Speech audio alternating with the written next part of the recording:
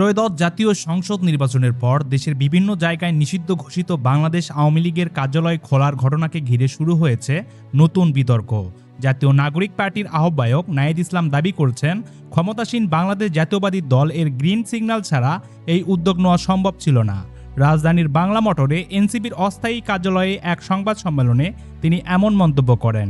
তিনি আরও বলেন, যদি আওয়ামী লীগের রাজনীতিকে পুনর্বাসনের চেষ্টা করা হয় তবে তা রাজনৈতিকভাবে প্রতিহত করা হবে।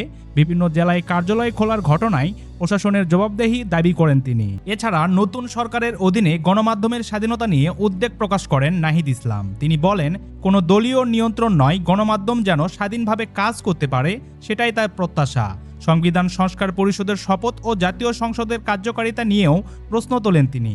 একই সঙ্গে আইন শৃঙ্খলা পরিস্থিতি, নারী নিরাপত্তা, দ্রব্যমূল্য নিয়ন্ত্রণ এবং সাম্প্রতিক বিভিন্ন ঘটনার নিরপেক্ষ তদন্তের দাবি জানান।